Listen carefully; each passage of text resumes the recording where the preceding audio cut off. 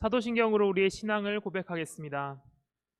전능하사 천지를 만드신 하나님 아버지를 내가 믿사오며 그 외아들 우리 주 예수 그리스도를 믿사오니 이는 성령으로 잉태하사 동정녀 마리아에게 나시고 본디오 빌라도에게 고난을 당하사 사도신경으로 우리의 신앙을 고백하겠습니다.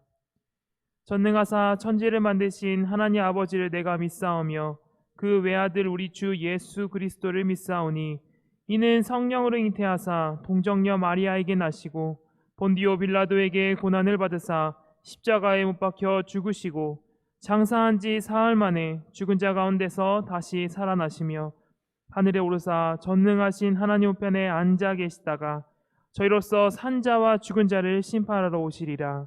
성령을 믿사오며 거룩한 공예와 성도가 서로 교통하는 것과 죄를 사하여 주시는 것과 몸이 다시 사는 것과 영원히 사는 것을 믿사옵나이다. 아멘. 찬송가 96장 찬양하겠습니다. 찬송가 96장입니다.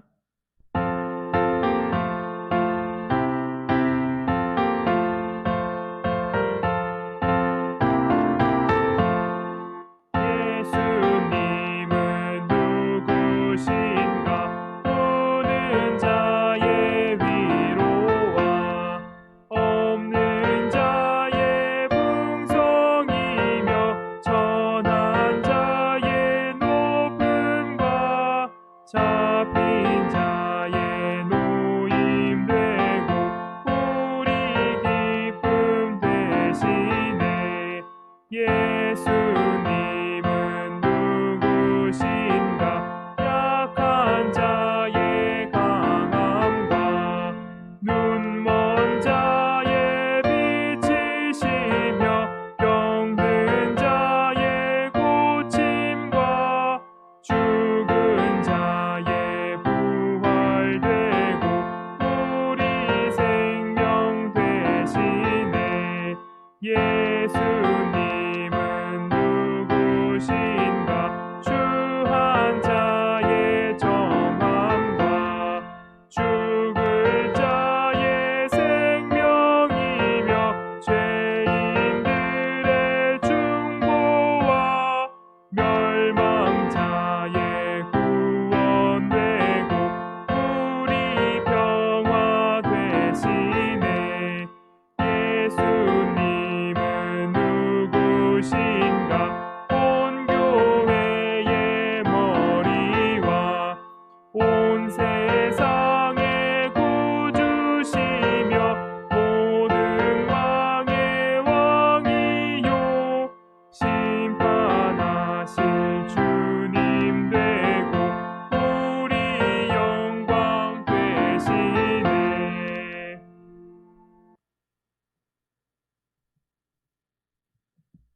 기도하겠습니다.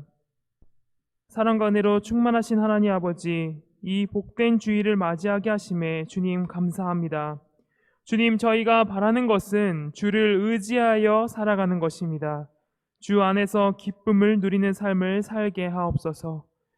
언제나 주께 영광을 돌리며 주만 바라보는 저희 강변교회 되게 하여 주시옵소서. 예수님 이름으로 기도합니다. 아멘. 함께 보실 말씀은 이사야 52장 13절에서 이사야 53장 12절 말씀입니다.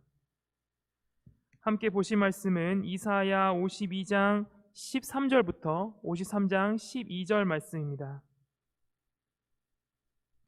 제가 말씀을 읽겠습니다. 보라, 내 종이 형통하리니 받들어 높이 들려서 지극히 존귀하게 되리라. 전에는 그의 모양이 타인보다 상하였고 그의 모습이 사람들보다 상하였으므로 많은 사람이 그에 대하여 놀랐거니와 그가 나라들을 놀라게 할 것이며 왕들은 그로 말미암아 그들의 입을 봉하리니 이는 그들이 아직 그들에게 전파되지 아니한 것을 볼 것이요 아직 듣지 못한 것을 깨달을 것임이라. 우리가 전한 것을 누가 믿었느냐? 여호와의 팔이 누구에게 나타났느냐? 그는 주 앞에서 자라나기를 연한 순 같고 마른 땅에서 나온 뿌리 같아서 고운 모양도 없고 풍채도 없은즉 우리가 보기에 흠모할 만한 아름다운 것이 없도다. 그는 멸시를 받아 사람들에게 버림받았으며 강고를 많이 겪었으며 질고를 아는 자라. 마치 사람들이 그에게서 얼굴을 가리는 것 같이 멸시를 당하였고 우리도 그를 귀히 여기지 아니하였도다. 그는 실로 우리의 질고를 지고 우리의 슬픔을 당하였거늘 우리는 생각하기를 그는 징벌을 받아 하나님께 맞으며 고난을 당한다 하였노라. 그가 찔림은 우리의 허물 때문이요 그가 상함은 우리의 죄악 때문이라. 그가 징계를 받음으로 우리는 평화를 누리고 그가 채찍에 맞음으로 우리는 나음을 받았도다. 우리는 다 양 같아서 그를 행하여 각기 제 길로 갔거늘 여호와께서는 우리 모두의 죄악을 그에게 담당시키셨도다. 그가 곤욕을 당하여 괴로울 때에도 그의 입을 열지 아니하였으며 마치 도수장으로 끌려가는 어린 양과 털 깎는 자 앞에서 잠잠한 양같이 그의 입을 열지 아니하였도다. 그는 곤욕과 신문을 당하고 끌려갔으나 그 세대 중에 누가 생각하기를 그가 살아있는 자들의 땅에서 끊어짐은 마땅히 형벌받을 내 백성의 허물 때문이라 하였으리요. 그는 광포를 행하지 아니하였고 그의 입에 거짓이 없었으나 그의 무덤이 악인들과 함께 있었으며 그가 죽은 후에 부자와 함께 있었도다. 여호와께서 그에게 상함을 받게 하시기를 원하사 질고를 당하게 하였은즉 그의 영혼을 속건제물로 드리기에 이르면 그가 씨를 보게 되며 그의 날은 길 것이요 또 그의 손으로 여호와께서 기뻐하신 뜻을 성취하리로다. 그가 자기 영혼에 수고한 것을 보고 만족하게 여길 것이라. 나의 의로운 종이 자기 지식으로 많은 사람을 의롭게 하며 또 그들의 죄악을 친히 담당하리로다. 그러므로 내가 그에게 존귀한 자와 함께 몫을 받게 하며 강한 자와 함께 탈취한 것을 나누게 하리니 이는 그가 자기 영혼을 버려 사망에 이르게 하며 범죄자 중 하나로 헤아림을 받았음이니라. 그러나 그가 많은 사람의 죄를 담당하며 범죄자를 위하여 기도하였느니라. 아멘. 오늘 본문에는 놀라운 내용이 기록되어 있습니다. 바로 메시아에 대한 내용입니다. 이사야는 이스라엘을 향해 앞으로 오실 메시아에 대한 예언을 합니다. 함께 이 예언을 살펴보며 그가 어떤 일을 하시는지를 살펴보도록 하겠습니다. 또 그분이 누구인지를 함께 또한 살펴보도록 하겠습니다. 이사야 53장 2절에 보니 이사야는 메시아를 열한 순 같다라고 이야기합니다. 이 말은 그가 핍박을 받을 수 있는 처지임을 이르는 말입니다. 또한 2절 마지막에 보니 그는 흠모할 아름다운 것이 없다라고도 말합니다. 여러분, 이스라엘 사람들에게 앞으로 고난이 찾아올 것입니다. 하지만 그들을 구원할 자는 그들이 보기에는 보잘것없는 모습입니다. 아마 백성들은 다윗과 또는 솔로몬과 같은 아주 강력한 왕을 기대했을 겁니다. 하지만 이사야는 그들이 마주할 메시아는 그런 모습이 아니다라고 말합니다. 심지어 이사야 52장 14절에 보니 사람들은 그 메시아의 모습을 보고 놀라게 될 것입니다. 이 놀람은 그의 위대함에 감탄하는 것이 아닙니다. 메시아가 고난을 받아 한없이 낮아지는 모습에 사람들은 놀라게 됩니다. 그렇다면 메시아는 어떤 고난을 받게 될까요? 첫 번째로 3절에 보니 이 메시아는 사람들에게 버림을 받게 될 것입니다. 멸시를 받게 되며 아무도 그의 모습을 보고 귀히 여기지 않습니다. 하나님께서 자신의 백성들을 구원하기 위해 메시아를 보내셨습니다. 하지만 백성들은 겉모습만 보고 그를 판단합니다. 그 전까지는 하나님께서 보내신 선지자들을 백성들이 외면하였듯이 백성들은 메시아를 또한 외면하게 될 것입니다. 두 번째로 5절 마지막에 보니 메시아는 징계와 채찍을 맞게 됩니다. 메시아는 자신의 백성들을 구원하러 온 자입니다. 그런데 그 백성들은 그 메시아를 기쁨으로 받지 않습니다. 메시아를 외면할 뿐만 아니라 심지어 그 메시아에게 물리적인 고통을 가하기까지 합니다. 마지막으로 8절에 보니 그는 살아있는 자들의 땅에서 끊어지게 됩니다. 다시 말해 메시아는 죽임을 당하게 됩니다. 그렇다면 누구에게 그 죽임을 당하게 될까요? 8절 첫 부분에 보니 그에게 곤욕과 신문을 한 자들, 곧 백성들에 의해 메시아는 죽음을 맞이하게 됩니다. 여러분, 메시아는 백성들에게 외면당하고 핍박당하며 또한 죽임까지 당하게 됩니다. 그렇다면 왜 메시아는 이러한 고난을 당하게 되는 것일까요? 그는 대체 무슨 잘못을 했길래 심지어 죽음에까지 이르게 되는 것일까요? 메시아를 고통 가운데 내버려둔 백성들은 그가 고통 가운데 있는 이유가 그의 죄 때문이다라고 생각했습니다. 이사야 53장 4절에 보니 이사야는 백성들의 생각을 다음과 같이 기록합니다. 우리는 생각하기를 그는 징벌을 받아 하나님께 맞으며 고난을 당한다 하였노라. 그렇다면 여러분, 이 말은 사실일까요? 이 말은 정말로 맞는 말일까요? 아닙니다. 메시아는 죄가 없으신 분입니다.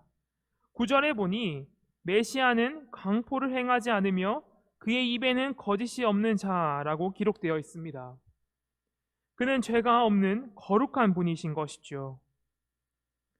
그가 이렇게 고통받는 이유는 다른 곳에 있습니다. 바로 자신의 백성들의 죄를 해결하기 위해 메시아는 고통을 받게 된다라고 이사야는 기록합니다. 하나님께서는 자신의 종인 메시아에게 우리 모두의 죄악을 감당시키십니다. 그렇다면 여러분, 죄인은 어떤 자들입니까? 그들은 목자 없는 양과 같이 자기가 원하는 것을 따라 살아가는 자들입니다. 마치 각기 자기의 소견에 오른 대로 행하는 자들이 바로 죄인의 모습입니다. 바로 이사야가 활동하던 하나님의 백성들의 실상입니다. 하나님을 떠나고 하나님을 의지하지 않는 자신들의 참 왕이신 하나님을 배반하여 살아가는 그 백성들의 모습입니다. 하나님께서는 그 백성들의 죄를 해결할 메시아를 보내실 겁니다. 그리고 8절 마지막에 기록된 바와 같이 형벌을 받아 마땅한 이 백성의 허물을 제거하기 위해 메시아를 고통 가운데 두실 것입니다. 그런데 이 메시아는 놀랍게도 이 부당한 죽음에 대하여 아무런 말을 하지 않습니다. 7절에 보니 메시아는 잠잠한 양같이 그의 입을 열지 않는다라고 기록되어 있습니다. 메시아는 여호와의 뜻에 순종하며 고난을 당하시는 겁니다. 왜냐하면 이것이 바로 여호와 하나님께서 원하시는 바이기 때문입니다. 10절에서 이사야는 여호와께서 그에게 상함받기를 원했다라고 말합니다. 또한 이렇게 메시아가 고난을 통해 자신의 백성을 구원하는 일을 여호와께서 기뻐하시기 때문이다라고도 기록합니다. 메시아는 아버지의 뜻이 무엇인지 알기에 그 뜻에 순종합니다. 그리고 결국 그 뜻은 성취되게 될 것입니다. 메시아는 자신의 백성들을 그들의 죄에서 구원할 겁니다. 그리고 12절 마지막에 기록된 바와 같이 그들을 위하여 이 메시아는 계속해서 기도할 것입니다. 그렇다면 여러분, 이 메시아는 정말로 우리에게 오셨을까요? 오셨다면 과연 누구이실까요? 이 메시아는 바로 우리가 잘 알고 있는 예수 그리스도이십니다. 사실 이 본문은 너무나도 앞서 말했듯이 놀라운 본문입니다. 왜냐하면 복음서를 통해 또 서신서를 통해 드러난 예수 그리스도의 모습과 너무나도 정확하게 일치하기 때문입니다. 예수 그리스도께서는 이사야의 예언과 같이 이 땅 가운데서 사람의 모습으로 오셔서 고난당하십니다. 예수님께서는 유대인 지도층에게 핍박을 당하셨으며 심지어 자신의 제자에게 배신을 당하십니다. 또한 예수님께서는 그 백성들에게 살해를 당하게 됩니다. 빌라도가 백성들에게 바라바와 예수님 중 누구를 놓아주길 원하냐라고 묻는 장면을 떠올려 보시기 바랍니다. 그때 백성들은 살인을 저지른 바라바를 놓아달라라고 이야기합니다. 이어서 그들은 이렇게 말합니다. 그들이 다 이르되 십자가에 못 박혀야 하겠나이다. 그렇게 백성들은 자신의 왕이시며 구원자를 죽음에 이르게 합니다. 이사야가 예언한 것과 같이 백성들은 예수님을 배반합니다. 하지만 하나님께서는 이 십자가의 죽으심을 통하여 자신의 뜻을 이루십니다. 그 뜻은 어떤 뜻일까요? 바로 앞서 말했듯이 또 이사야가 예언했듯이 자신의 백성들을 구원하는 뜻입니다. 예수 그리스도께서는 십자가에서 죽으심으로 그를 믿는 자들의 죄를 감당하십니다. 바울은 히브리서 9장 26절에서 이렇게 말합니다. 이제 자기를 단번에 제물로 드려 죄를 없이 하시려고 세상 끝에 나타나셨느니라. 아멘. 사랑하는 성도 여러분, 예수 그리스도께서 자신을 제물로 드려 우리의 모든 죄를 없이 하십니다. 예수 그리스도를 믿는 자들은 이제 그 은혜로 말미암아 더 이상 죄가 없는 거룩한 자들로 살아갑니다. 그리고 우리가 바로 그 은혜를 누리며 살아갑니다. 우리는 전에는 예수 그리스도를 십자가에 못 박은 자들과 같이 하나님의 원수된 자들이었습니다. 하지만 하나님께서 우리를 사랑하사 하나님의 백성들을 용서하십니다. 그리고 그들을 죄 없다 선포하시며 이 땅 가운데서 죄와 싸워갈 힘을 주십니다. 그렇다면 마땅히 우리는 그 은혜에 감사하며 살아가야 하지 않겠습니까? 우리 강변교회 성도 모두가 그 은혜에 감사하며 이 복된 주일을 살아가길 바랍니다. 기도하겠습니다. 주님, 하나님을 배신하여 떠나간 저희를 위하여 그 아들을 보내주심에 감사합니다.